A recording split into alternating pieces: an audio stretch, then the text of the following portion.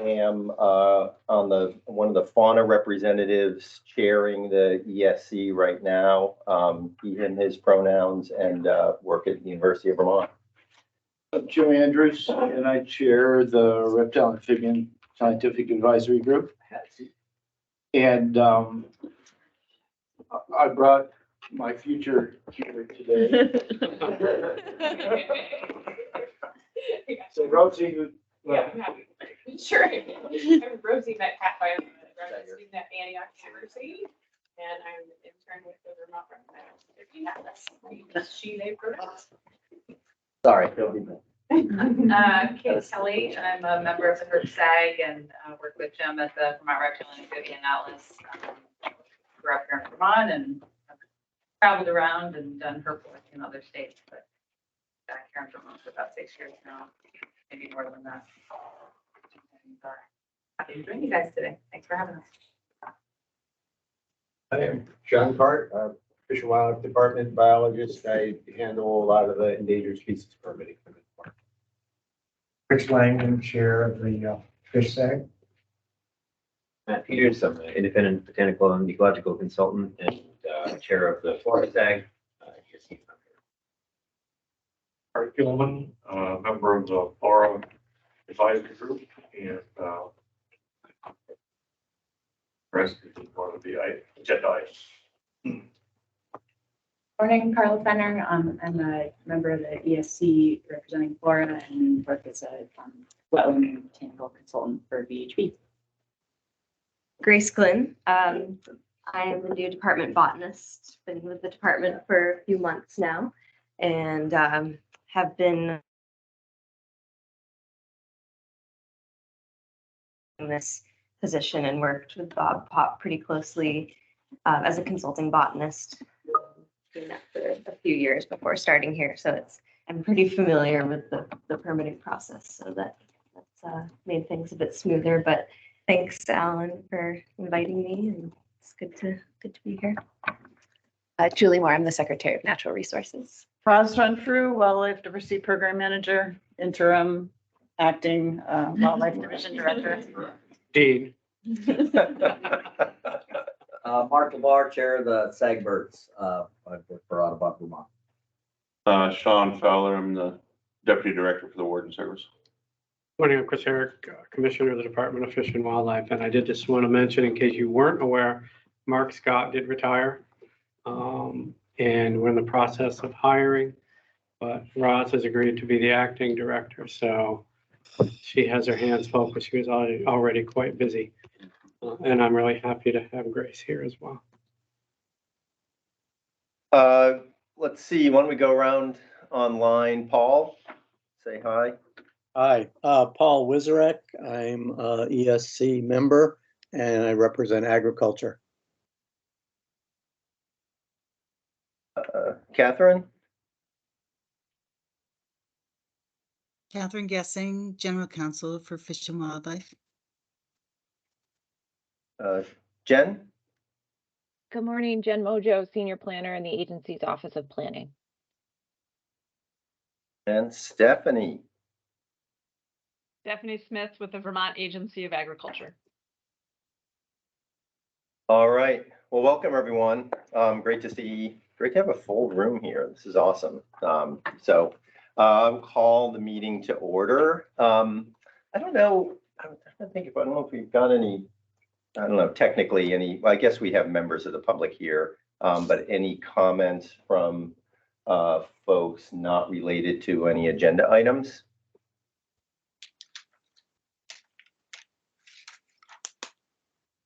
Hearing none.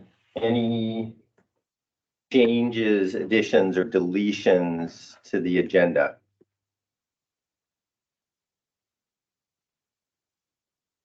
Such an easy group. Okay. Yeah. Okay, we have a voting item, I guess one of two voting items, approval of the minutes from our 25th April meeting. Anybody have any comments? Anything they noticed that needed to be addressed? Hearing none, All those in favor of approving the minutes from April 25th, signify by saying aye. Aye. Do we have to do a motion?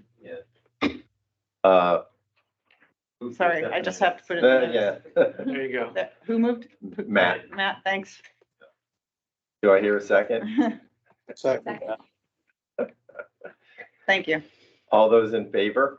Oh, any comments? Any discussion? I love these minutes. You sounded like me, yeah. All those in favor of approving the April minutes signify by saying aye. Aye. Aye. Aye. Any opposed? All right, thank you. And thank you, Roz, for taking the minutes as well. I do have a note here, if there is a volunteer to take notes. So as Chris alluded to, Roz is kind of doing double duty here in the past. In her role, in her director role, she was taking minutes here. We will have the recording available, and so we essentially will have a full transcription of the meeting. So I was kind of thinking that maybe if we're just taking down some of the key discussion points, and particularly any action items that come out of this meeting that we need to address moving forward, anyone game to take some notes?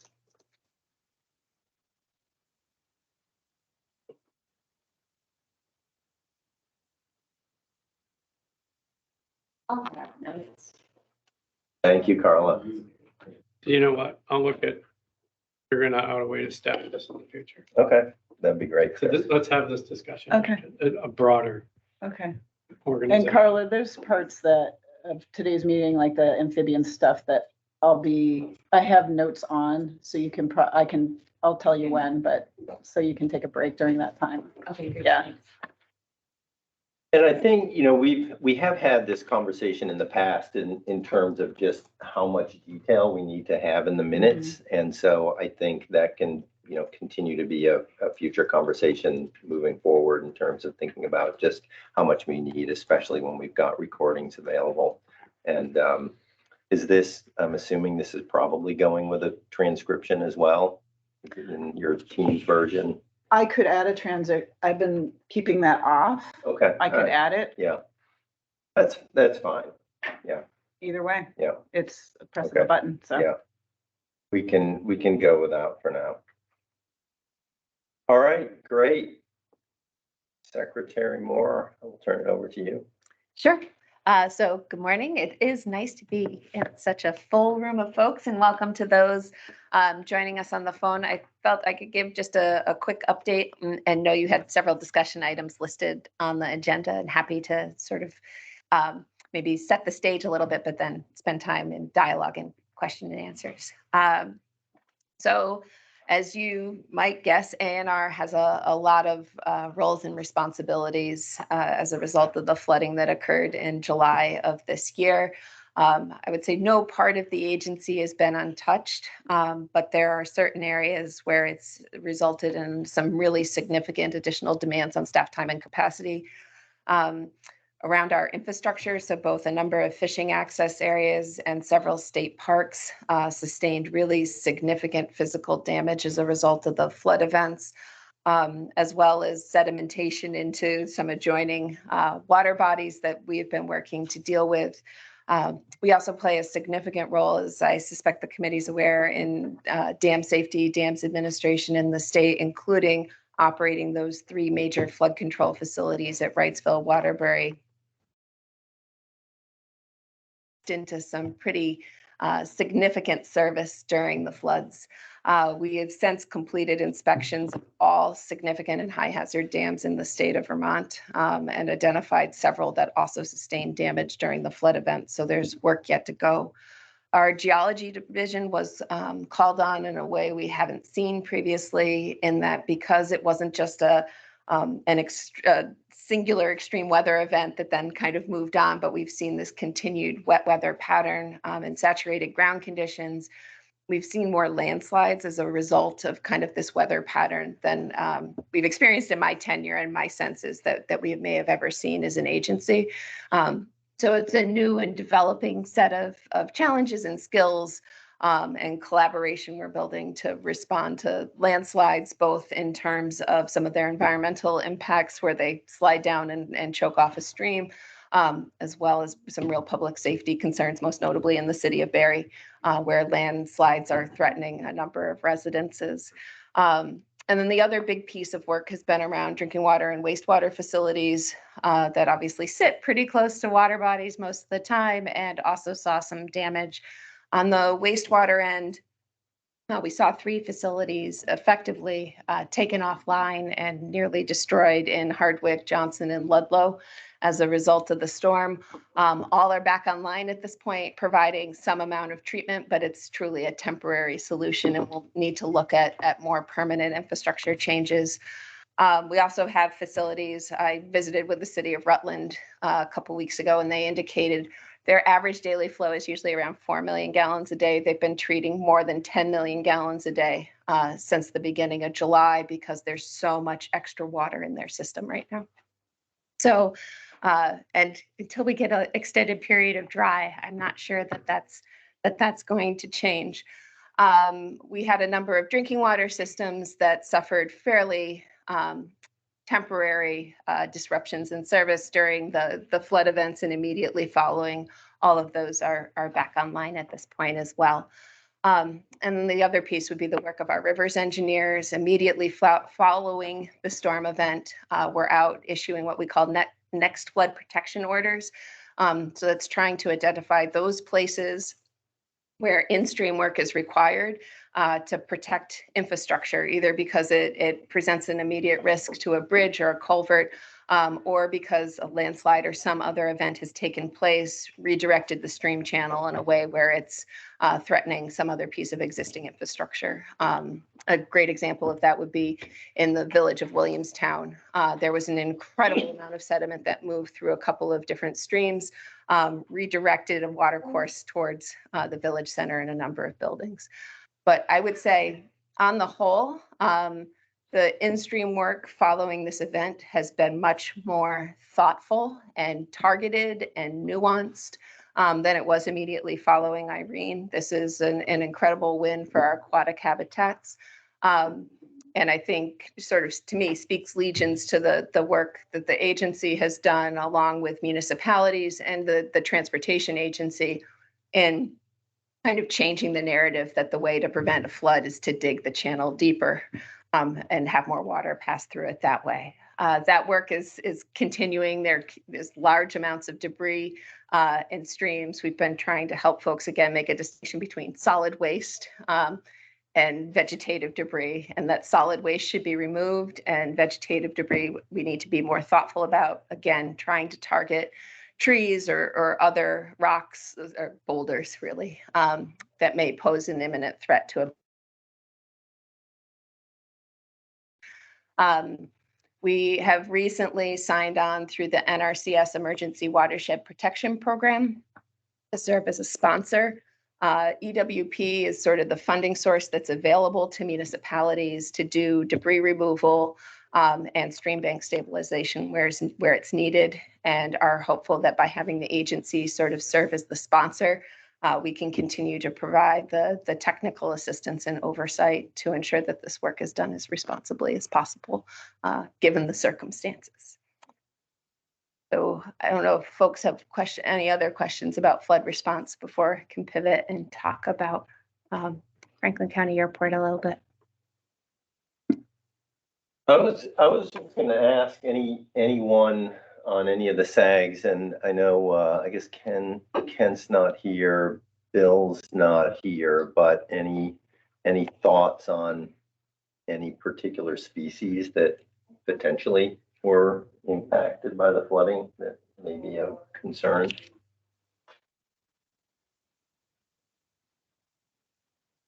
Go ahead, Jim. Well, I don't know, and maybe you have some details, but just, it's not unusual for when this sort of thing happens for Lake Champlain levels to be so high that the nesting beaches for spiny soft-shell turtles are actually flooded. I don't know what, Tony?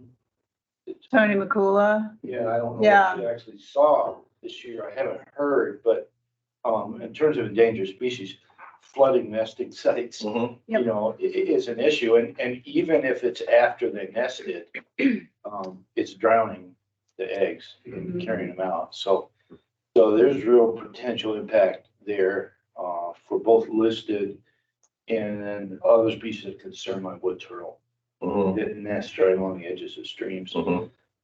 Spring salamander streams, which are the high elevation, first order streams, you know, they pretty much get sterilized when they flood.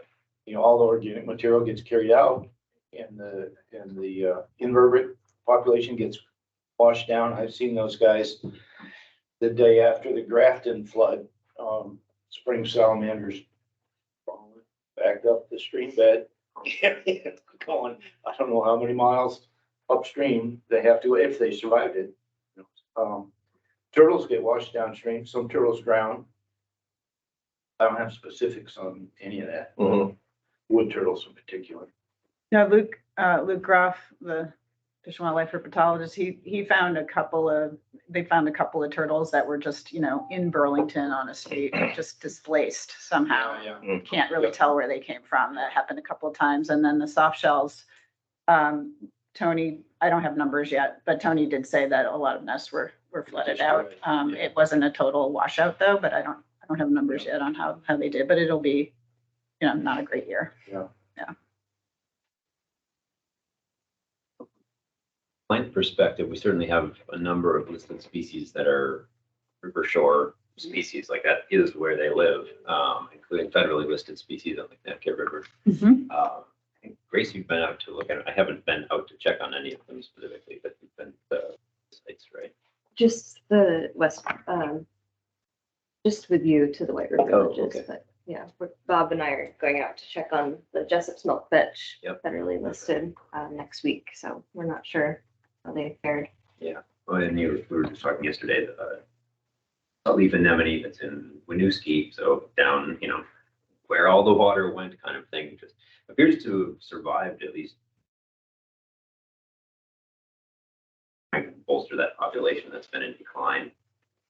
At least some of them appear to have made it sprouting back, actually having some unusual reproductive attempts that then don't work out, but some kind of odd response to the disturbance. But certainly they were under the waters. And lakeshore species too. Lakeshore too, because yeah. the water's been so high for so long. We're seeing some dieback. Went out with actually the reporter to check on the marsh horsetail population near Star Farm, right on the beach there. And they're just dead shoots where the wave, I think both wave action and just long inundation has killed back some of the plants. So not really sure how the lake levels being so high for so long is going to affect other species. It didn't inundate our sand dune species, which was really great to see. Yeah. Beach pea looks fine at Alberg Dunes. The water didn't get high enough, not as high as it was in 2011. So that's good news. I would just say it's such dynamic systems. You have to keep in mind that it can refresh habitat, make new habitat for a lot of these endangered species. So you know, it's not all bad. It's good things. Right, it can, for some of the river shore species, it can actually function to control encroachment of woody vegetation that actually alters it and makes the habitat less suitable. But let's see our intensity. No gravel bars, no mud bars.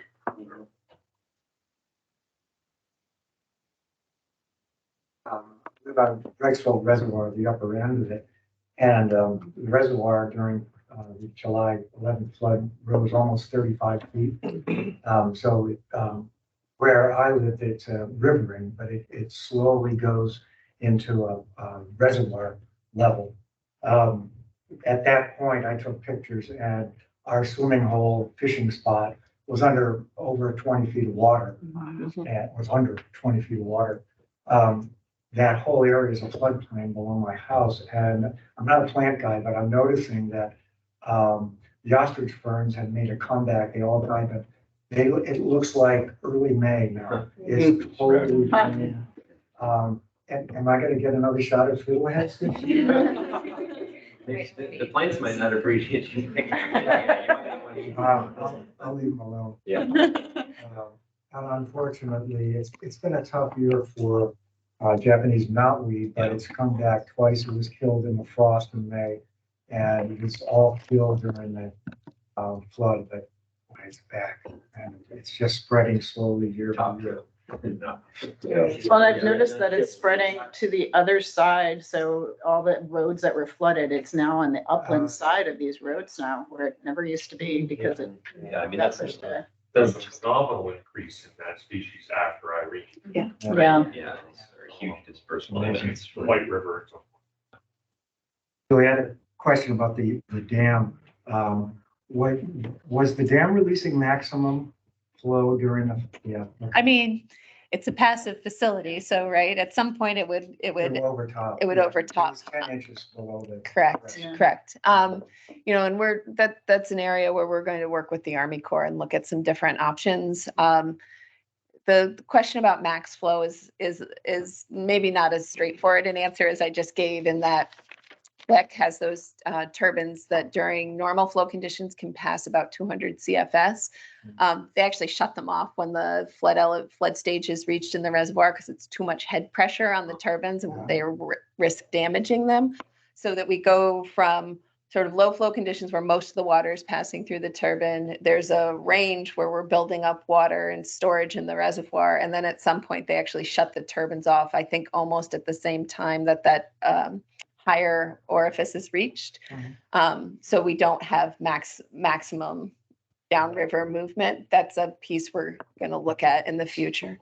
And the turbines get in the way of the flow and probably reduce what max flow. Well, they just shut them off entirely because they're worried there's so much head pressure from the water in the reservoir that it would just blow out the impellers. I noticed it was pretty constant for like 2 weeks, below. It the was, dam. yeah. It's incredible. Yeah, we had 2 houses in Putnamville flooded out. They lost their first floors for the first time ever. Yeah. It's, pretty interesting. Yeah, no, with that, and that's a piece sort of I think Ben Green called it the flowable area, which I said floodable and he said flowable. But where the water will actually go when the dam reaches maximum elevation. And hadn't realized both in Putnamville and in Eastbury, there are houses that are actually built in the sort of the flood footprint of those dam facilities, which seems unbelievable. But I guess it's true. Excellent. I was just gonna say, this summer, I think really, maybe for the first time, they did a nice survey of black terns at Missisquoi National Wildlife Refuge, and don't know for sure how they did. That was a June survey, so refuge folks might know more about how they fared with the lake level coming up so high, but decent numbers, at least in June. A lot of boats in City Bay, North Hero covered in guano because the common terns didn't have any place to roost. I pulled in and there were like 4 or 5 boats. We had a good year with terns, and so covered in juveniles and adults, but they were just covered because they normally roost in, up in the Missisquoi and various other places. So nothing impacted them from a breeding perspective or anything. I don't think there's been a resurvey of the black Yeah. terns Yeah, after that. but opportunity to see are there fledglings around with the adults. We don't know. Yeah. But if the mats they float on, nest on, they could maybe potentially, I don't know. A lot of them seem to use the muskrat lodges that aren't, so floatable. There you go, floatable and flowable. Any ideas about mussel impacts in rivers, other species that would be directly harmed by floods?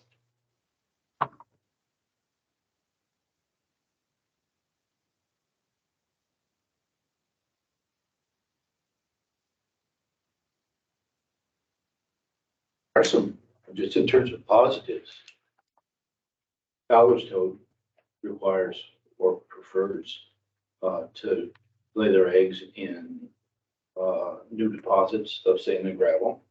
And so you create new deposits where they could potentially breed in the future. And then some of the turtles, of course, even though they may have been flooded out this year, if you can create new exposed sand, exposed shale, create new nesting areas that hopefully in the future they can use. One of my concerns about the Connecticut River has been that it was too controlled, to really that's out. And that's where the Fowler's toads are. Mhm. All right, All right, hand it back to you. so maybe shift to Franklin County Airport. So I know that this has been an area of considerable interest, just to level set so everyone is widening the runway at that airport. It involved the construction of some significant stormwater infrastructure acquired by another part of this agency that had the unintended consequence of impacting the grasshopper sparrow population. In addition, VTrans had indicated to us they had plans or have plans to lengthen the runway, and specifically we're applying for funding through the FAA and had to submit their application by mid-July, which created a significant sense of urgency around having this agency issue a take.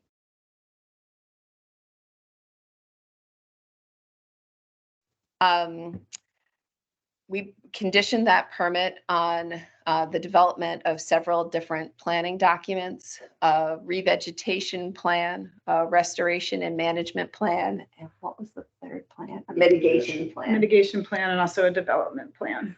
Right, Their that future plans. correct, because the other piece is VTrans has indicated they do have future development plans at that site, including they have been working to end their lease with the Franklin County Farm and Field Days that is immediately adjacent. So that permit was issued. It had deliverables required by the middle of July for the revegetation plan, and that they provide a draft restoration and management plan to us by the middle of August. Neither of those were received in a timely fashion. We received a draft of the revegetation plan, but not final, and did not receive the initial version of the restoration and management plan. So we did issue a notice of alleged violation to VTrans a week ago today. Later last week, they did provide us with drafts of both of those documents. And Fish and Wildlife, Roz is working on reviewing them, and we will be providing comments back before approving them. And I believe Roz intends to solicit input from the team that had helped her formulate some of the initial recommendations before we submit those comments back to VTrans. In addition, we are continuing to work with VTrans on what needs to take place immediately on the site. And understand that they are working to do their initial seeding this week, and then to seed with the forb mix by the middle of October. And they have confirmed that they are working on sourcing that seed as we speak. The other piece that sort of came about in the churn related to their submitting their application to FAA is it was all permits. They needed an navigation easement from an adjoining landowner. That landowner ended up selling their entire parcel to VTrans as opposed to the navigation easement, which does include that section of grass and bird habitat sort of between the existing airport and Route 78. So there's really significant new mitigation opportunities that we didn't know would be possible in sort of the buildup to issuing the takings permit. I know this has been a really challenging set of circumstances, and sure, there are lots of questions out there, but wanted to just give folks an update as to where we sit currently. Will, as far as review of those plans, will they circle back through the SAG and the Endangered Species Committee after the review from Fish and Wildlife Department? Is there time for that, or I'm just curious about how that would go through or whether that's needed? I don't know if that's been past practice or not. Catherine, I don't know if you heard Mark's question Oh, sorry. or in a position to respond.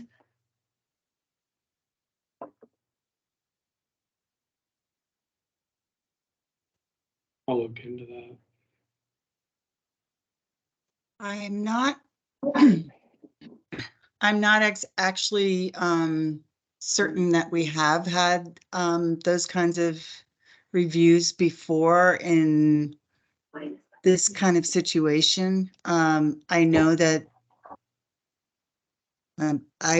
I was sort of expecting to hear from Roz about who she was going to circulate it to. So I don't know the answer to that question. I'm sorry. Yeah, this is a pretty unique situation. yeah. And so the team, Alan was one of the team members to figure out what we thought were the best options for revegetation or for restoration of the habitat in the future. And that there were a couple SAG people on that, but it was mostly engineered to be like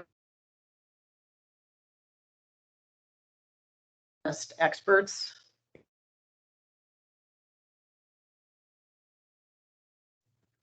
So, developing plans that are set to happen within a permit. I don't know if we've been in that situation before, so it would be good to have an input process through this team, at least through this, because they're the best people in the room.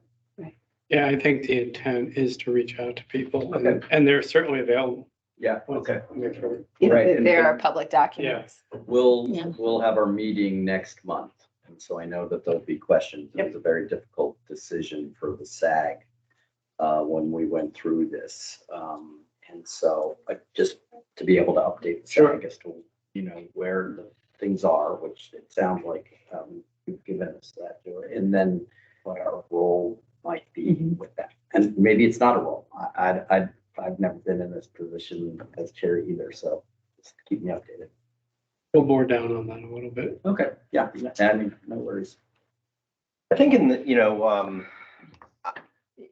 I guess I'm thinking about two things. One,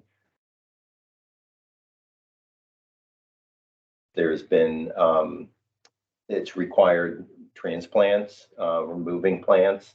And so that's not necessarily something that ESC has gotten involved in, but it's been a Fish and Wildlife, and maybe there's been some folks on the Flora SAG who have been either involved with the process or, just kind of providing some technical assistance. But at the same time, I feel like the communication piece is really important as well in terms of just keeping groups informed as to what's going on. So I would say not official comments and input to at least let everyone know where things stand. Yeah. Would be great. So Yeah, we're happy to provide copies of the materials we've received and and the comments we ultimately provide back to a broader group beyond sort of the technical experts. We're specifically consulting as we go about the review. Yeah, that's good to know. Thank you. And there's one more due in the fall, is that right? Is the mitigation due in October? I don't have the dates in front of me, but I think it's October 1. Yeah. Mm-hmm. All right, be firm. It has been, it's been, Great to hear about that other property though, too. So. Yeah, that was a really exciting development. And hard pressed to think VTrans would have negotiated on it specifically for habitat, but now that they happen to own it, I think it presents an incredible opportunity. Yeah. So I don't know if there are other questions. How many acres was this additional piece of property? Was it a significant piece? Yes. Yeah, it's like 125 acres. Oh, really? It's sort of an L shape that wraps all the way around the outside of the airport. And for the navigation purposes, VTrans needed an easement that ultimately sort of cut a diagonal between like the corner of the L, which I think is why the landowner found it completely untenable, and that it would effectively buy property. And so that was the result.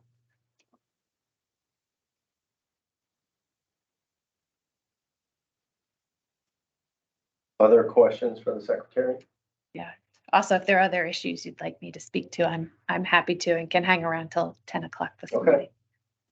Yeah, I have Well, I guess the one question. Go ahead, Paul. Yeah, sorry. This mitigation area that's owned by the Department of Transportation, what's the guarantee that it will remain as a mitigation area? In other words, what happens down the road if the airport decides that things are going great and Amazon wants to build a giant facility up there and they actually really need a lot more space and it's an economic development issue. What happens in those situations? I don't, So I land think- is not necessarily protected. Does it have an easement? Is there a legal, document that would support the land being protected as habitat? That will be part of this mitigation plan development, but that is absolutely our both intention and sort of practice has been to obtain easements on parcels that are presented or provided for mitigation purposes to ensure they're protected. We have had several instances of other areas of mitigation, just recognizing it's not there may be future conversations that involve it if such a plan was to be proposed.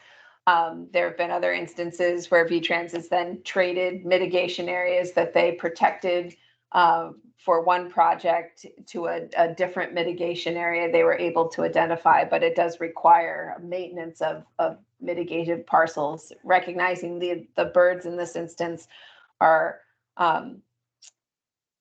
it's not the same as with wetlands or some other types of habitat where there is sort of an equivalent substitution that there doesn't appear to be in this instance, and that will absolutely have to factor into future conversations. But we are seeking some mostly permanent protection for this, whatever they provide as a mitigation parcel.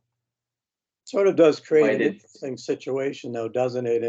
In the sense that the development of this airport was really an economic one, and yet we, in some ways, will be limiting the future growth potential of that site. So, and I'm not saying this is right or wrong. I'm just, thinking about this sort of more holistically and wondering, we've created this habitat for this bird, but we've also, we're trying to provide an area for economic development by having an airport, correct? And it's like we have this conflict, and I just wonder, how we move forward in the future with trying to avoid that type of situation.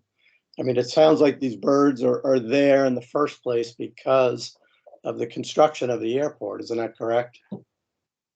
Yeah, and the maintenance of the open space needed for the airport. So we've created this environment, but then we sort of, I don't know, we're kind of working ourselves into a funny situation here. I don't know what the answer is, but it does create an interesting situation. And I, for one, trying to decide how to vote on this, I really had a struggle because of that. So I don't know how other people on the committee feel about that, but it definitely is an issue that's, it's going to come up again. So.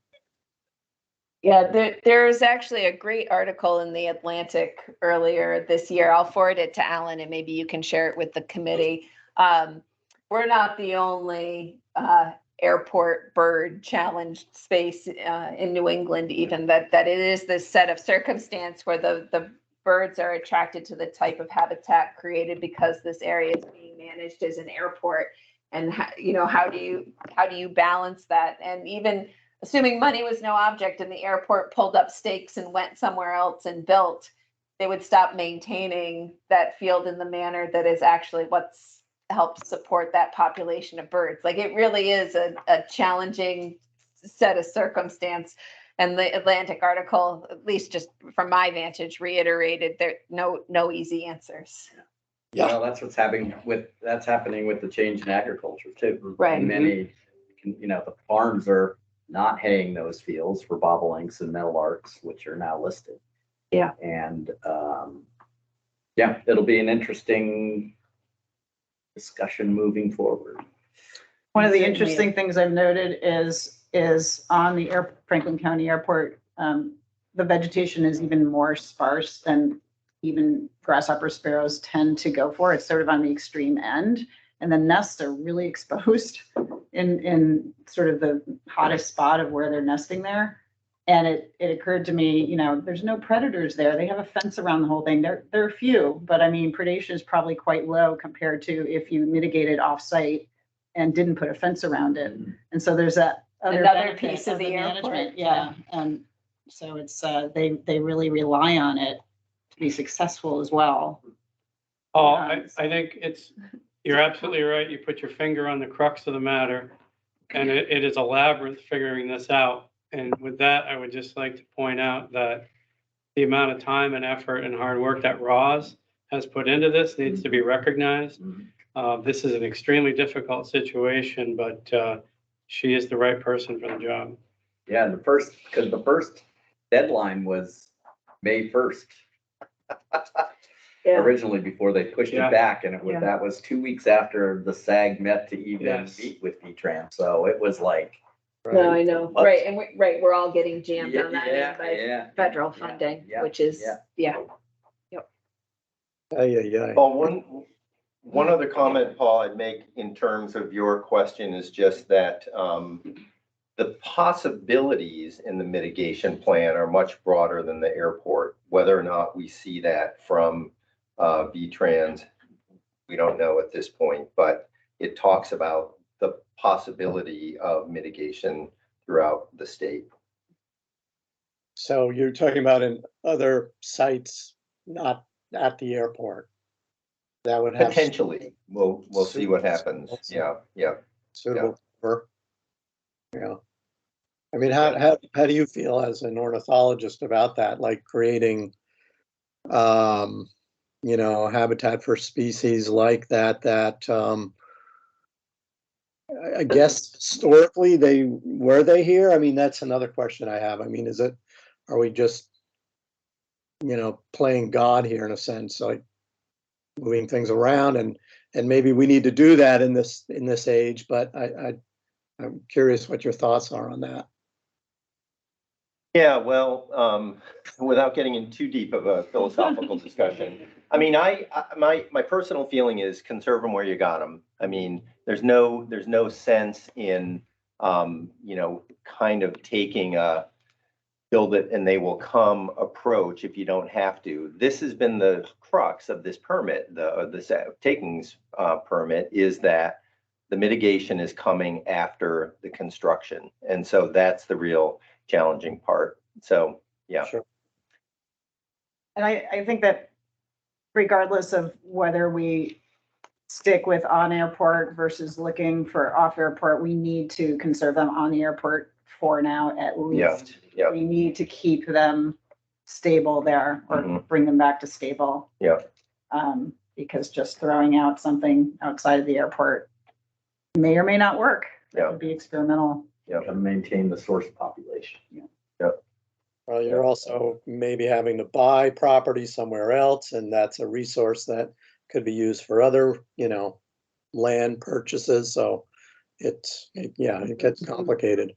There's only so much to go around in terms of land conservation, money. Well, what was interesting too with, you know, because back in the day, all of the airports were surveyed and so on and so forth, but Franklin County was the one place that needed the least amount of management because of the droughty soils. Right.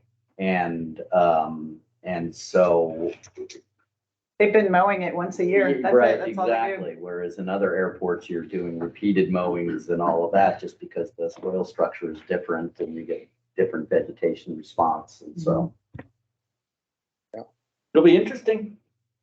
It already has been. Yes, that's good. That is good. Well, I was going to say maybe just switch gears for a minute if we have you for 5 more, and while Jen's on the line, is to talk about the Lampricide permits. I think, Jen, you said is it October 1st is the end of the public comment period? Yes, the public comment period ends October 1st. Or Okay. October 2nd, since that's a Monday. Okay, yeah. And I don't know, I mean, one of the, I mean, we sent you the advice from, I mean, really it was the invertebrate SAG, the fish SAG, to some extent, the reptile and amphibian SAG as well. But I think that, one of the things that we were really interested in is just to have a broader conversation about lampricide generally. I did have a conversation with, both with Kent McFarland as well as with Tom Berry, who really did push towards some application to the Basin program for some mussel research, which I think would be fantastic. But I know the Great Lakes Fisheries Commission is also thinking about, public, whatever the public attitudes and values around lampricide treatments, and whether or not that's something that is still, kind of the general population is in favor of. They've been looking at this in the Great Lakes and doing some social science research, but it feels like it would be worthwhile to, again, maybe have a broader conversation about, now we've got the wounding rates are below the targets at this point, and I think there's, some pretty good evidence that we've got natural reproduction. Lake trout are doing much better in Lake Champlain. And so just kind of thinking about ways to really decrease the effects on listed species. I think the only thing I was really going to ask specifically is just in terms of, your decision points in terms of taking into account some of the recommendations from the ESC in those applications. Specifically the concentration recommendation, or are there others that are kind of front of mind for you? Well, I think one was, isn't one tributary, there are no records of larvae or lamprey. The tributary to the Fulton, the Hubbardton. Right, yeah. They did not find lamprey in there. Our suggestion was, the fish SAG suggested was to not treat it. Because why bother? It would, if they didn't treat it, it would theoretically serve as a refuge for sea lamprey. They could go up into there. So what they would need to do would be to either place TFM bricks in the mouth instead of treating it way upstream, or place a physical net across it to block lamprey coming out of the, trying to escape the treatment from the pulping. So yeah, that's what our recommendation was, to if they could conduct an eDNA study and just see if they were there. If there's no eDNA indication that sea lamprey are enough, then there's really no reason to treat it. If they couldn't successfully block the mouth of the Hubbardton. Yeah. And obviously, I think both the fish SAG and the invertebrate SAG is, any way that we can, some of the money that's coming in for treatment can actually be used in monitoring would also be, I think, really valuable as well. I do think there are opportunities for that. When we brought forward the proposal to do the mud puppy translocation and then movement studies, that was extremely favorably received by the Basin program. And I think to the extent that there's mussel research in particular, I've heard you mention, but if there are other sort of applied research questions that would help further inform this work, I suspect that they would also be well received by the Basin program. I mean, as somebody who sits on the Basin program steering committee, we receive innumerable phosphorus reduction proposals each year, and very few that touch on what is the full scope of work of the Basin program. So some of the challenge, I think, is finding somebody who wants to kind of honcho that work, right? Yep. That we had that within the Fish and Wildlife Department around mud puppies and the non-game program. I'm not sure if there's capacity to take on a mussel study internally, even were it to be awarded funding.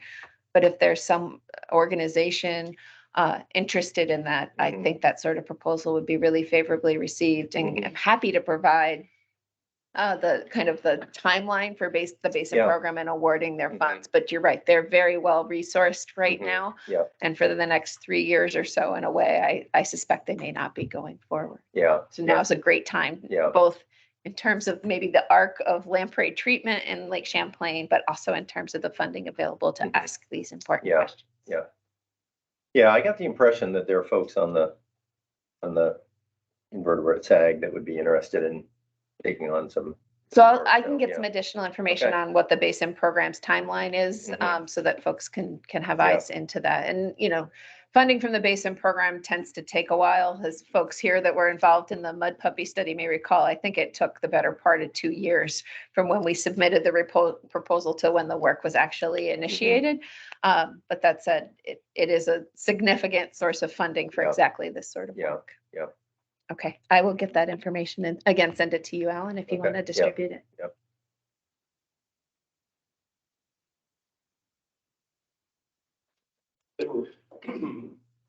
There were a couple minor requests Oh, that went forward, just in terms of mud puppies. One was if the mortality data could include size class, or bigger. In theory, the young of the year are the most sensitive, or the mud puppies are the most sensitive to the treatments, and it would be useful to have that data.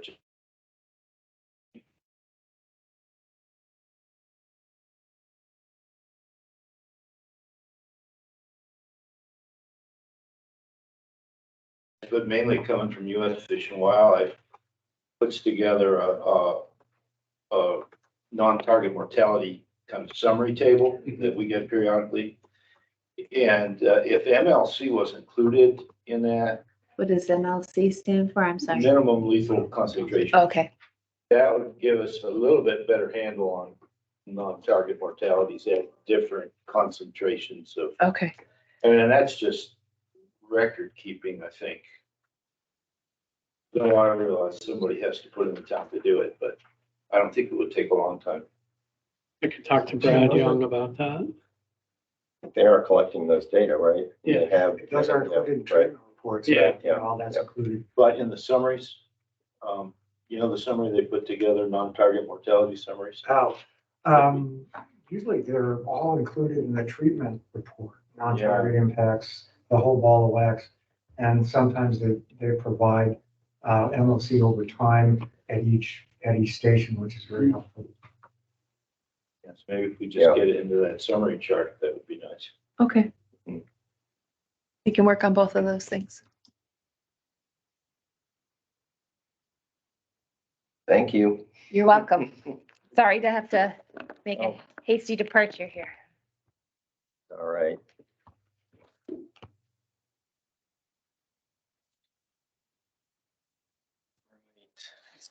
You're welcome.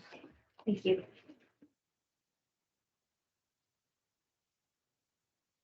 Chris, I'll turn it over to you. Sure, I will Only be 20 brief. minutes behind. Yeah, we started late, but I'll get us back on track. I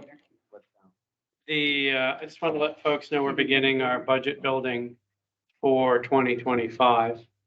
And it's going to be tight. That's already the instructions that we've received. So that's not necessarily encouraging. One of the big projects that we've been working on for the last 14 months, and we have a submission into LCAR, is on the fur bearer rules, and specifically to trapping and the hunting of coyotes with the use of hounds. And so we'll be in front of LCAR on October 5th.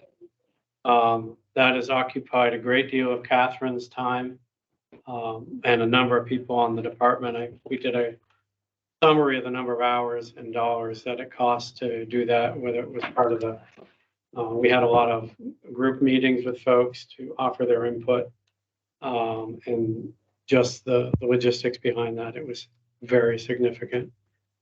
In a nutshell, what are the rules? So the statutes, as they were passed, required that trapping the bar be raised to the best management practices as promulgated by AFWA. Mhm. And so that's really what it was, is describing the type of traps, the location of traps. One of the areas that we exceeded AFWA was setbacks. And so the recommendation in the rule is all traps, unless they're submerged or up on a, elevated, have to be 50 feet from any kind of road or trail, which is much further than some wanted and not far as some, so we had to strike that balance. And the intent of that was to protect from domestic animal incidental capture, which is, albeit rare, but we'd like to eliminate it completely. The traps themselves, there are specific things about them that actually reduce the damage to the animal caught in a trap. And one of the things that was added by the group was the method of dispatch. That was proposed by a board member, and we helped craft the language, but essentially it requires the immediate dispatch with the use of a firearm or a crossbow or bow and arrow. No more. And so that's kind of the essentials of that. And then the hound hunting, when you hunt bears with hounds, you can use 6 hounds. We reduced that to 4 for coyotes. There's no relaying of hounds. And all the hounds have to have a GPS collar with the ability to call them back. And the purpose of that is the statute requested that we develop a means to control hounds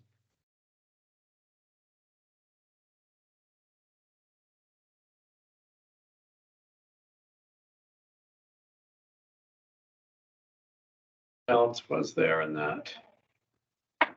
Those are the highlights of that particular bill. These are really sensitive issues and have garnered a great deal of public comment. And honestly, some of it's been rather disturbing. And neither side is innocent on this.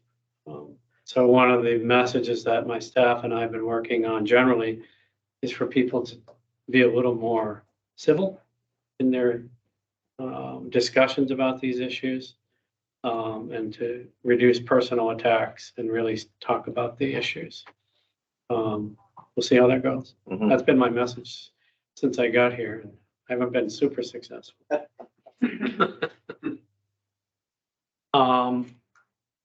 What did I write there? Did you come up with a season for the coyotes, or is that unlimited in terms of hound hunting? So hound hunting is limited. It already was. Yeah. Yes, that's correct. And off the top of my head, I wish Sean hadn't left. I think it's a winter activity. It's not something I do, so I'm not innately familiar with it.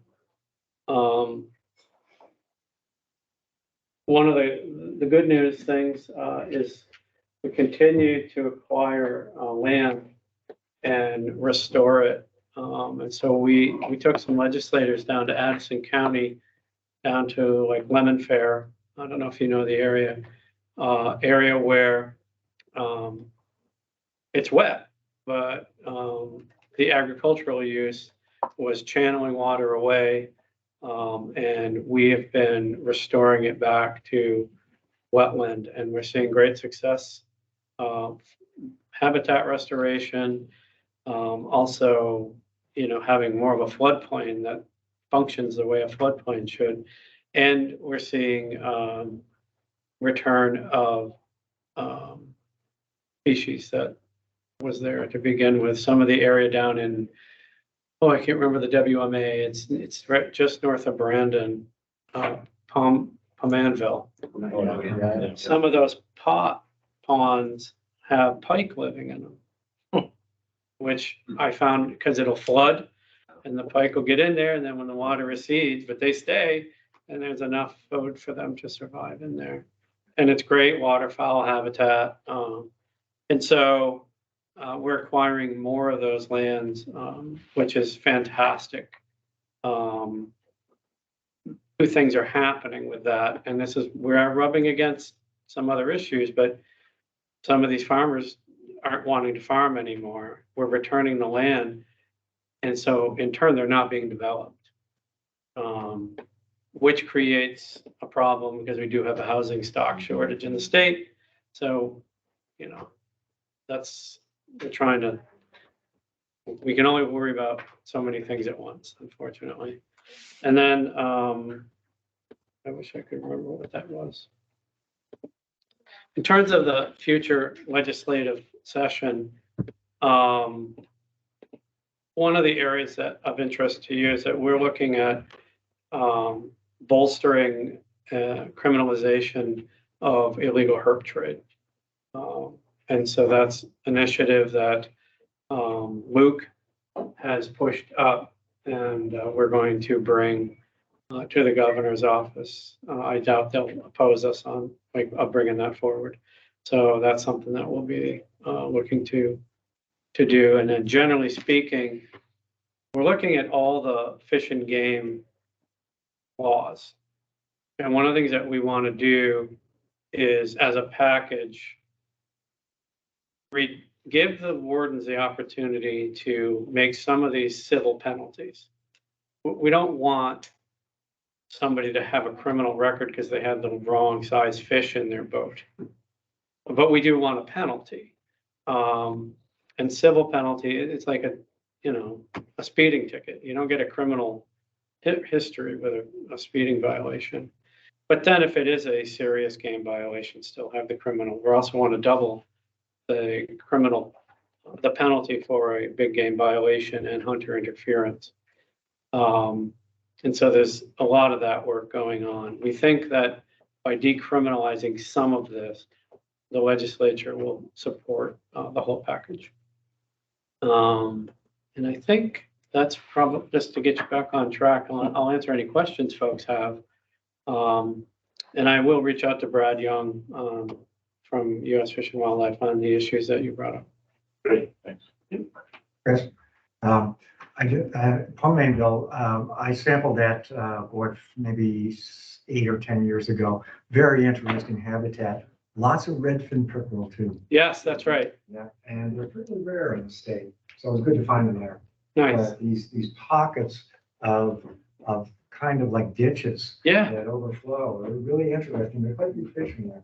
It was hard to believe. One of our fisheries folks was down there and he was telling, and we're like, really? Or electroshock just to show. That's one of the neat things that I've seen on a little stream up in Canaan. I went out with Judd. We had a bunch of kids from the Trout Unlimited school. And he said, there are a lot of fish in here. And they're like, yeah, right. And he started electroshocking the stream and all these little brook trout. And they were like, oh my God. And other fish. They were actually brown trout up there because I know they stocked them in Connecticut. They're making their way up the little stream. So it was kind of neat. Pomainville is also a good spot for the occasional sparrow that they've had down there, Nelson's, stuff like that. So Nice. It's a good, birders. A lot of birders go in there when it's not up to your neck in water, just walking down the road. Yeah. It's been a crazy year water-wise. Yes. So The ponds that have been created by you guys in NRCS, they create breeding habitat by stopping the drainage. They hold water long enough for leopard frogs to then have a successful breeding year. And the leopard frogs in turn are a great food item for birds, raccoons, bears, snake, right up the food chain. Yeah. So, and we've seen that. We've been in a lot of these ponds and netting them and found some of the fish, but also the amphibians are moving into them. So they are providing a base of the food chain for a lot of good stuff. Vermont's potholes. Yeah. basically. Well, and it's nice that, I mean, you all recognize this, but, a lot of folks still think when you talk about fish and wildlife, all they think are hook and bullet. And there's so much more going on. Clearly, you know that. But I take every opportunity I can to highlight that work because it's something that, really does benefit, everybody. Well, and the habitat stamp too has been Yes. a great piece. We've been trying to promote that as best we can out there as we do our work, bird work and stuff like that. So. Great. So there were two herb pieces of legislation. Let me just wait hold on on for a that. sec. Okay. I wanted to, I mean, Grace, you introduced yourself, but in these meetings, Bob Pop has kind of been a fixture because it seems like I mean, there's way more listed plants than any other taxa, and oftentimes a lot of the impacts that we see on takings permits are for plants. So I don't know, you may have other things that you need to do today. So if you needed to leave, I wanted to introduce you and welcome you, and we're looking forward to working with you as new threats to plants emerge. Yeah, thanks, Alan. I'm sure I'll be back quite a bit. I may pop out and then come back for arts. Okay, yeah. First Hill. Yeah. So. Yeah. I just want to add, we're really excited to have Grace on, and she's kind of seamlessly, it may not feel that way to her, but, started this work with, really, with bang, like getting out in the media a lot about plants, which we feel is really important. And she's already really familiar with the regulatory world. So that wasn't, such a huge lift to get her going on the many permits that she'll be dealing with. And she already knows Flora SAG and knows so many people in the community, interacts and teaches at UVM. I mean, she's just a great member of the larger community, and we're really lucky to have her. So pretty excited. No pressure. Well, You something better leave now. something I really admired about Bob was how much he relied on the Flora SAG and was just, really open to getting input at every stage of the process from that group, because we are so lucky to have such amazing botanists in the state. And so that's certainly something I intend on keeping going, especially as I get going, leaning on all of these guys. So. Well, and I think I can speak for Flora SAG and saying we're super excited that you're on board, and we've got someone to replace Bob, and we've got a great person to do it. And we had the opportunity to spend a day with Jill Kilborn. The other day, who's come on, new bird biologist with Andrea Shortsleeve, and so that was a nice day out visiting with her and getting to know her. So it's great to have new folks on the work with. Yep. And we look forward to having Jill with our site. Yeah. I would just put in a quick plug. I recently learned that I think now we've got Grace, but now our assistant botanist role is open in the department, and just really critical role. I mean, having great information in the heritage database is so critical to us being able to actually do our work and know where things are and what their status is. And that position has been central in, I mean, this has been really central in maintaining that information resource. And so, we just got one hole filled and there's always more, but It's that's a really the way important of position. it goes here, unfortunately. Yeah. Well, yes, no, I'm aware of that. Yeah, that's core work. Well, thank you, Grace. If you need to step out, feel good to free. meet So, you all. yeah. You'll be back. Yes. Yeah. We can guarantee it. Yes, absolutely. Yeah. Okay. So you were gonna ask about. the Yeah, I other just piece of follow up on those legislation. two subjects. Yeah, so along with the package that the commissioner was talking about, that piece of legislation is also, we plan to introduce that. It was ready to go last year.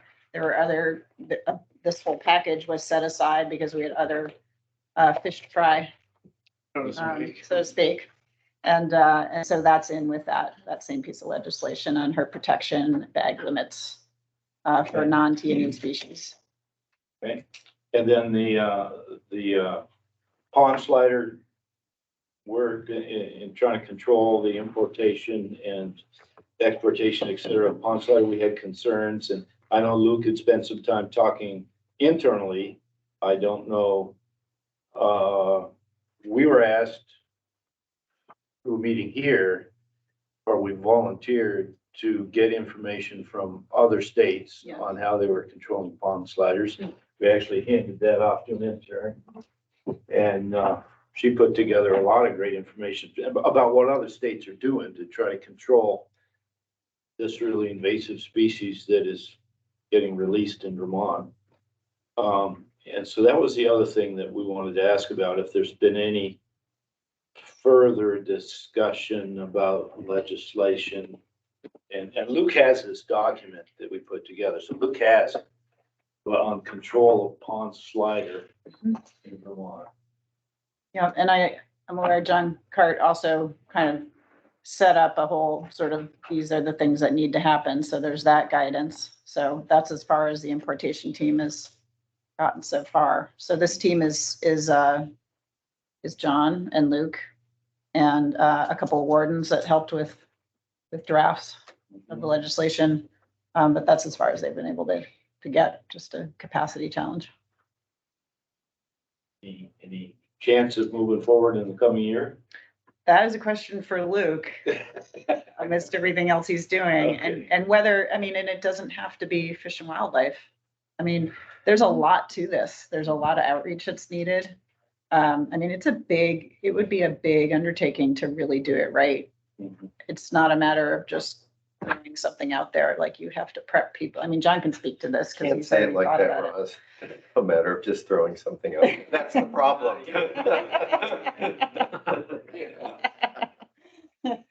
Right, good one.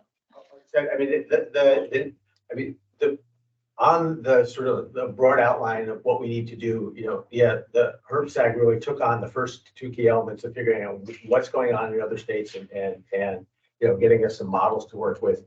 But then the next piece of, if we're talking about a species that may be in a lot of tanks and a lot of homes, if we go from legal to illegal to keep, we have a statute that doesn't currently allow legacy or grandfathering. So do we have to issue every one of those people a permit or not? What happens to the people that say, oh, this is a good excuse to give up the turtle because I've been tired of it. I've had it for 20 years.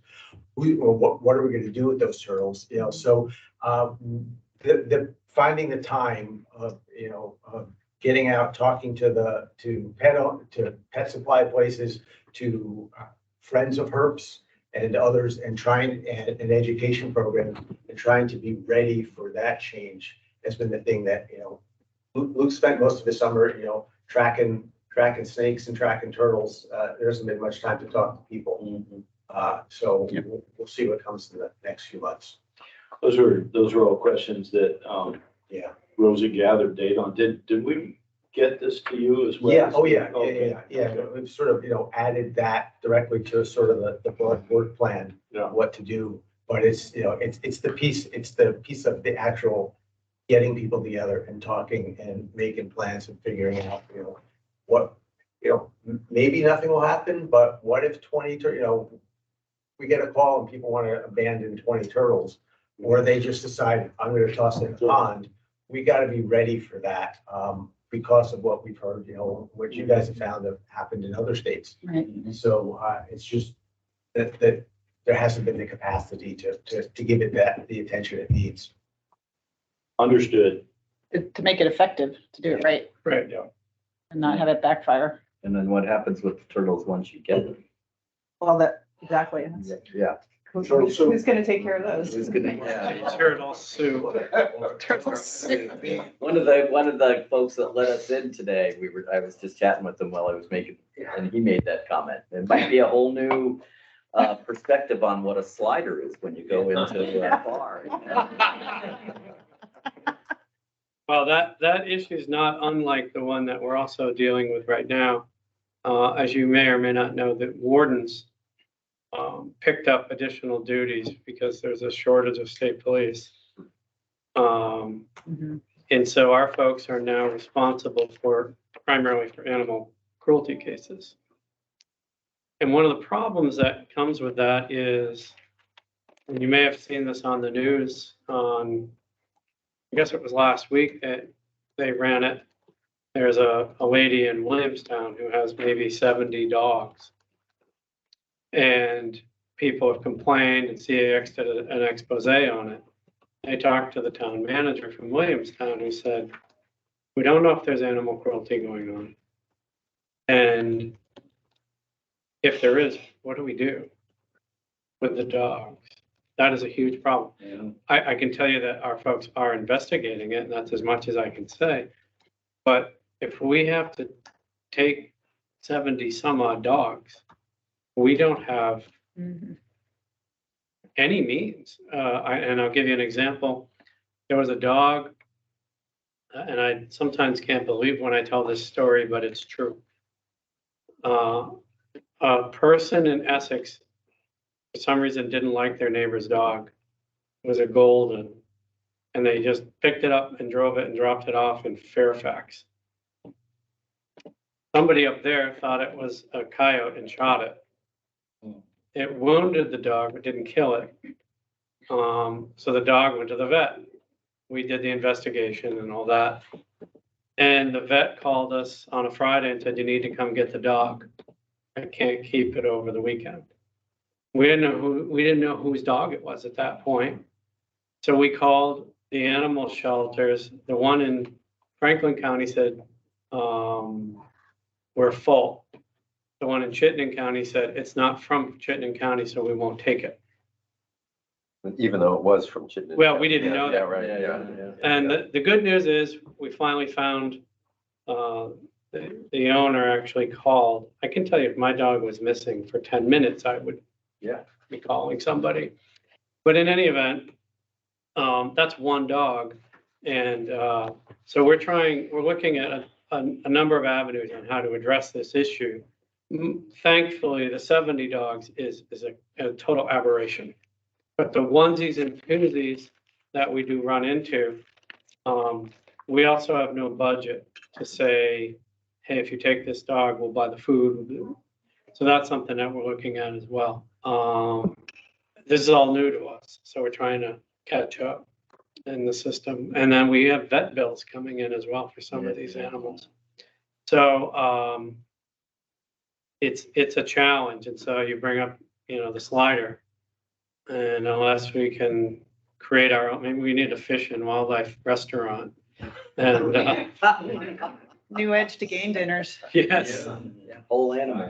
that'd be a fundraiser, wouldn't it? I'm joking. Yeah, there you go. Anyone watching the recording, I'm joking. So, anyway, that's what I have.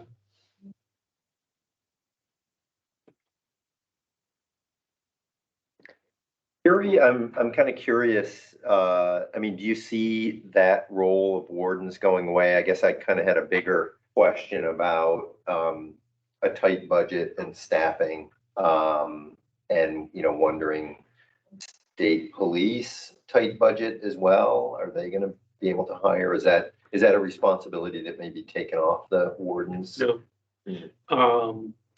So the reality is, the state police, their diminished numbers have very little to do with budget. Yeah. And so if they were down, say, 75 from what they're allocated, they can only do so much. If they were fully staffed, that'd be great, but they're not. And they aren't going to be in the near future, from what I can tell. That wasn't the only thing that we picked up. We picked up,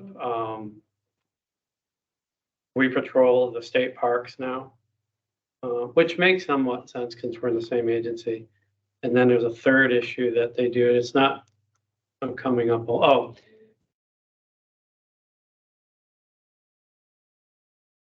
investigation, and state police do an investigation. And we said, That's a waste of resources. So that's not a huge one, and thankfully that's hopefully a non-event. We only had one, it wasn't last year, it was the year before. So I don't see that going away. With that in mind, I am pushing for more wardens. Even though I said the budget looks tight, I think we need to make the argument that we're picking up extra duties. And, you know, they still have to be out there enforcing all fish and wildlife laws. Right. And we don't have more of them. So it only makes sense. So we'll see where that goes. Mhm. But that's the reality that we're in. And how about staff biologists? Is that, I mean, are you looking at unfilled positions?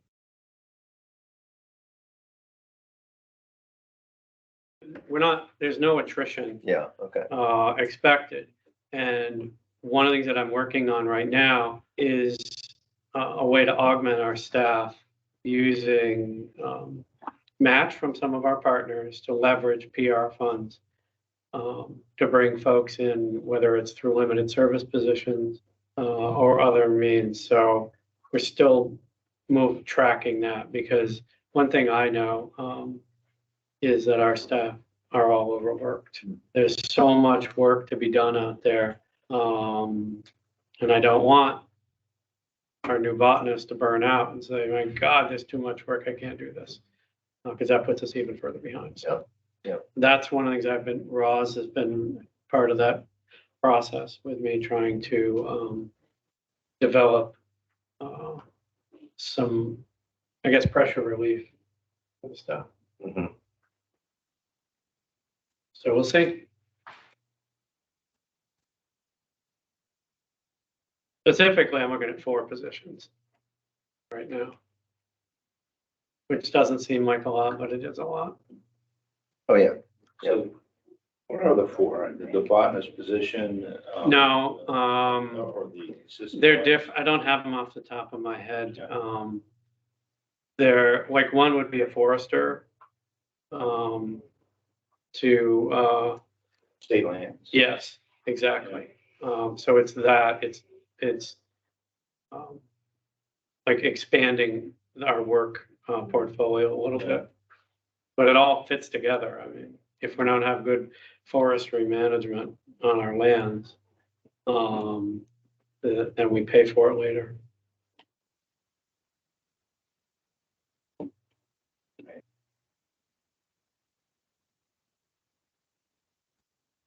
I think the only other one on my list here was, I guess, John, I just wanted to ask you a little bit about, I mean, I put them together, the Deerfield and Franklin County Airport, mostly because it just felt like we were getting some really ugly takings permit applications, and kind of just curious on your take on the process, and Deerfield in particular, which just sounds like, you know,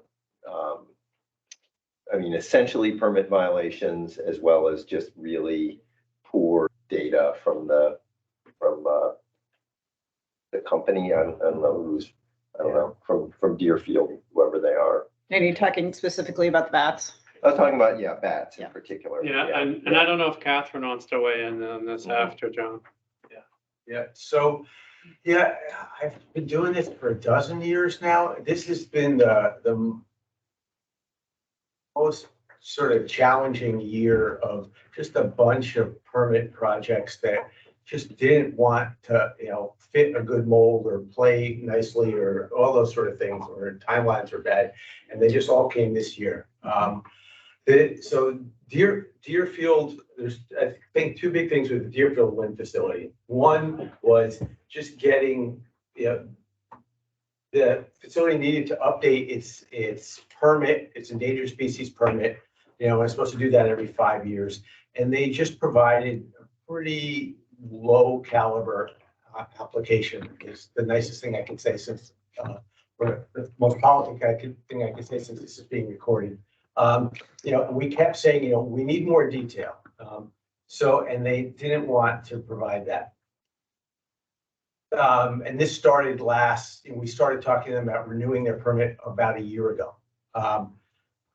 About that same time, or actually probably, several months before that, Noel Dodge on our staff evaluating what they call the SCADA data, the data that comes from their wind towers as to when they're supposed to, in order to minimize impact to bats and birds, curtail or slow down or stop the rotors from spinning at, during the summer above certain temperatures and below certain wind speeds when bats are most likely to be moving.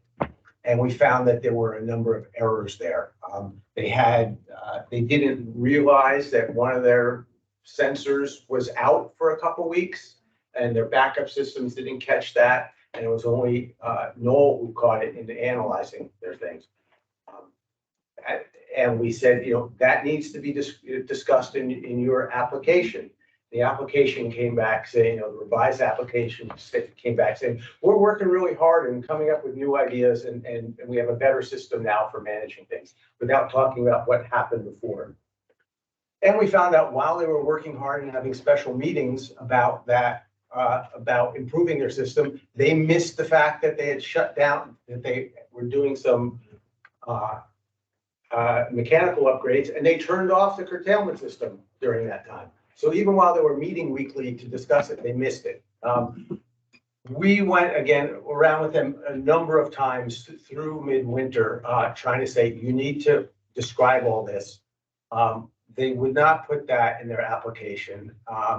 And I think, talking with Catherine, myself, Alyssa Bennett, and Noel Dodge, the decision was made we're just going to write the permit that addresses the problems, as best we can, and not spend more energy trying to get them to come up with something that clearly their lawyers were saying, admit no wrong, don't put anything in writing, because it's not like the state is going to tell a wind facility you have to dismantle yourself.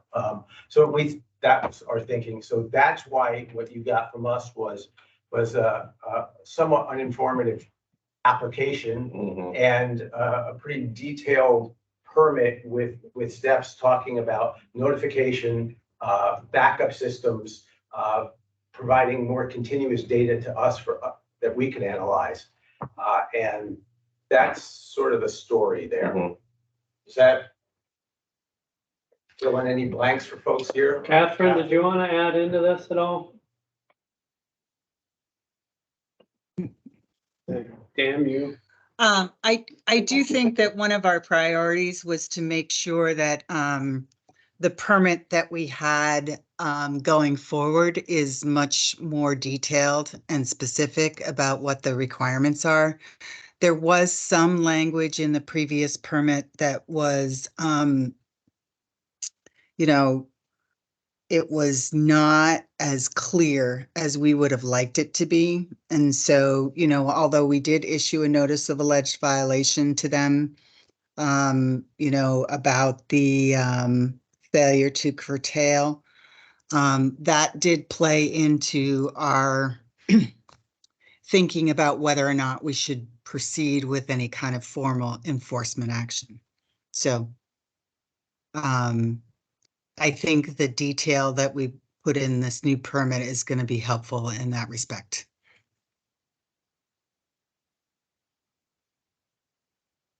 Yeah, I guess my comment, again, this sort of goes to the communication piece, is I think it would be really helpful to kind of understand what the monitoring, how Fish and Wildlife is feeling about the monitoring moving forward, to understand as to whether or not we botched it by voting yes on this permit, and just let a deadbeat facility go on killing bats.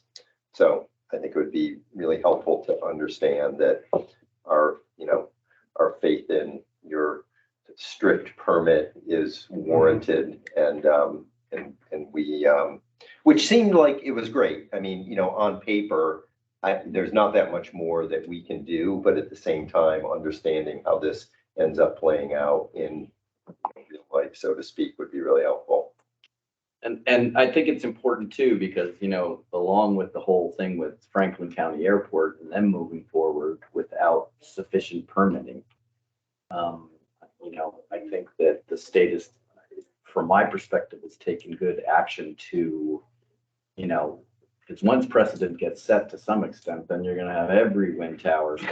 That's right. And every airport application. So having those more stringent components and letting everybody know that they're there is important. Go ahead, Is Paul. there a specific ask, Alan? Also, to be, Yeah, sorry. go ahead, Catherine.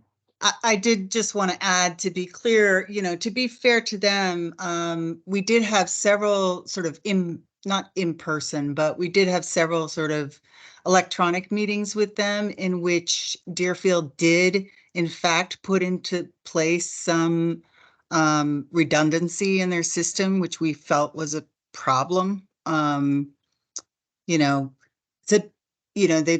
They have these big complicated turbines, but they had, one temperature sensor, which really made no sense to us. So they have made some changes, and hopefully going forward that will, reduce any likelihood that they're taking bats. So just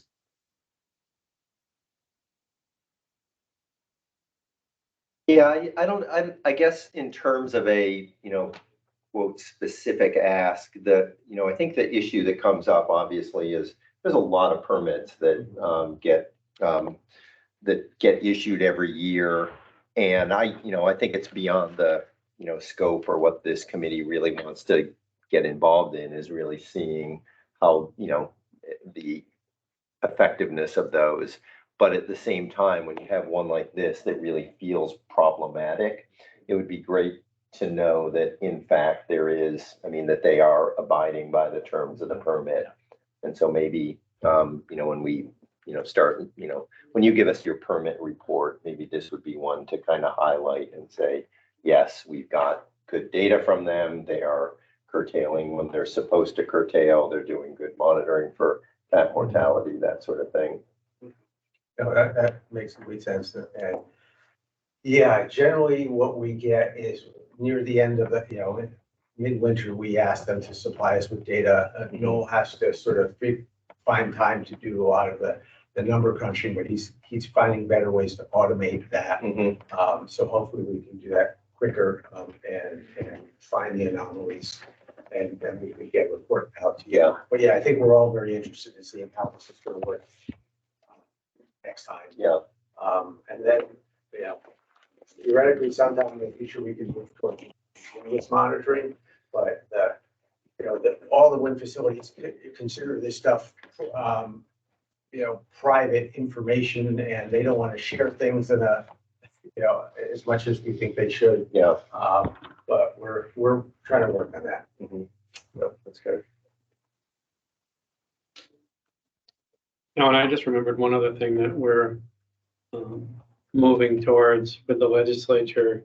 We are doing it now, but in the future, we'd like the legislation to protect the agency from releasing the location of any species from public records. So just so you know, we're pursuing that. just to clarify, right now there's statutory authority for us to keep location confidential information, confidential.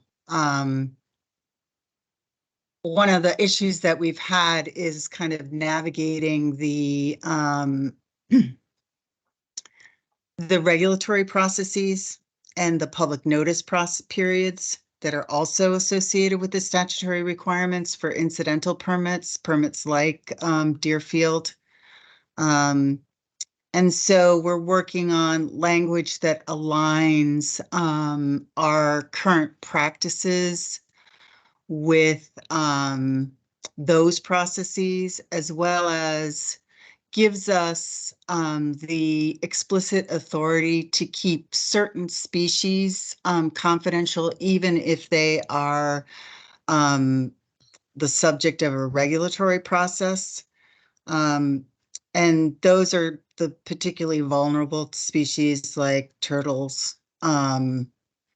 So I think that's an initiative that will probably be approved, but we're going to have to go through the statutory process and the approval processes internally before we get there. Thanks, Catherine. Yeah, Paul, sorry. Yeah, no problem. Multiple times. Yeah, quick question for you, John, about going back to the Deerfield project. So is Secretary Moore aware of the situation that you described to us? I mean, is she sort of up to speed on what really is going on? Yes. Okay. I'm going to say yes. Okay. Yeah, she is. Okay. Because that really is what our job is here, right? I mean, we're supposed to be advising the secretary as to how we think she should vote on these things. So it's just important that, she knows the details, and I'm just wondering how that works and how it would get to her if it wasn't in our report, for example, on our permit. I have, sorry, Paul, Go ahead.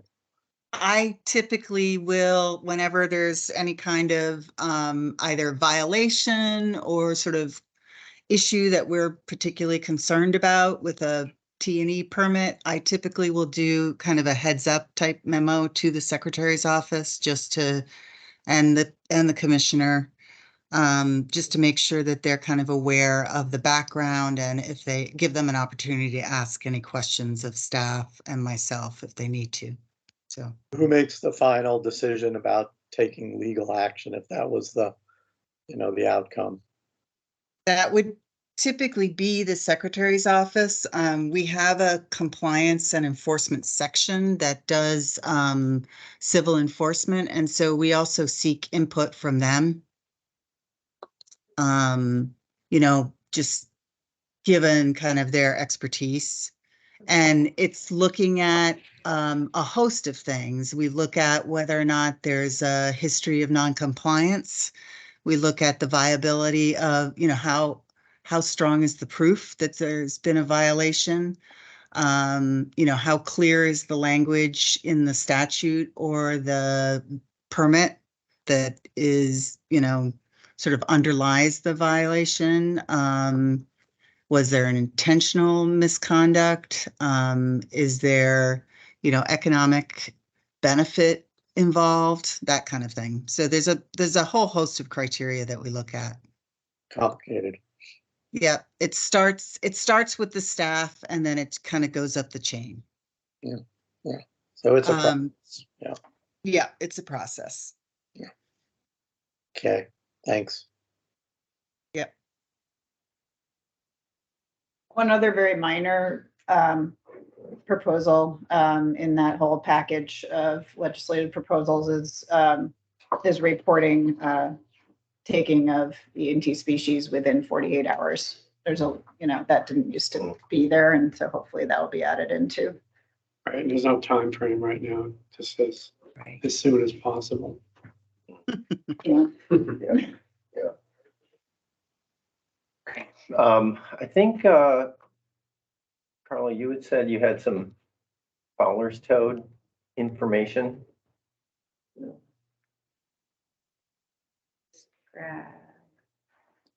On these permit applications or separate from that? I think with the, I have that too. oh, okay.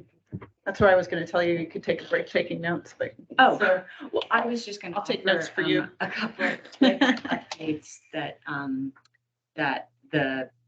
one of the permittees is my colleague at VHB, and so I was just going to. Okay. Offer a couple of updates that I guess the take home message is there have been no Fowler's toads identified, observed during monitoring activities.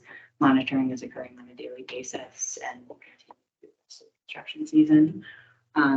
So far, the systems that have been in place and data collection forms and communication flow seems to be functioning. And Yeah. everyone seems to be happy or happy-ish with the arrangement. So this Mhm. is sort of a good example of maybe a process that is workable. Yeah. Mhm. Right again. Yeah, which is good to hear, given a hard to identify species. Yeah. So, yeah. Luke actually forwarded some information too, so, showing, smooth green snake, not that it's a listed species, but it's a species of interest that was found along the power line, but again, not Yeah. protected. Mhm. So thanks for the update. The only other permit that I can offer a quick update on was one that was actually issued 21, John Carter, you know, for the taking of the hairy bush over the Lesbiza Herta down in Vernon for the rock quarry, which made a couple rounds through this committee and certainly went through the floor advisory group 3 or 4 times. And no actions under that permit were taken at the time that the permit was issued because the project needed to wait until their Act 250 permit issued, which wound up being a very protracted process. But the Act 250 permit was issued and no comments came during the public comment period, which just closed a couple weeks ago. So at this point, it's project is going to go ahead.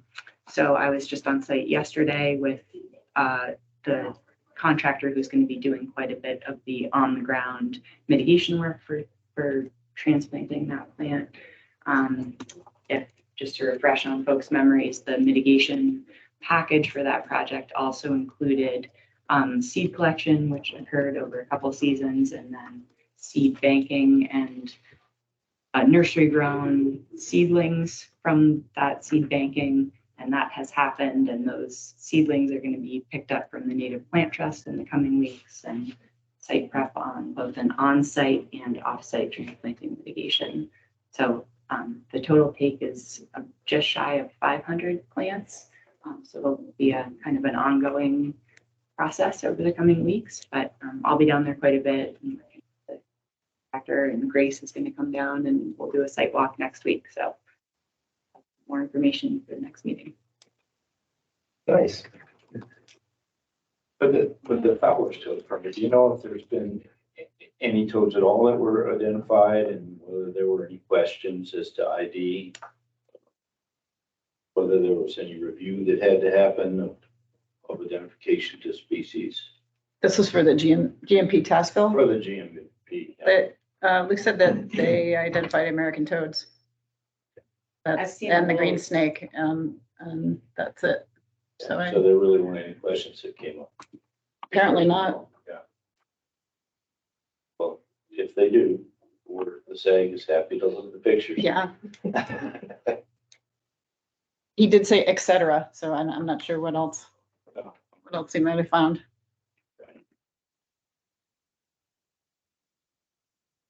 Go ahead. I mean, it's separate, but do you know what progress or separate permit was? We gave advice on spotted turtle,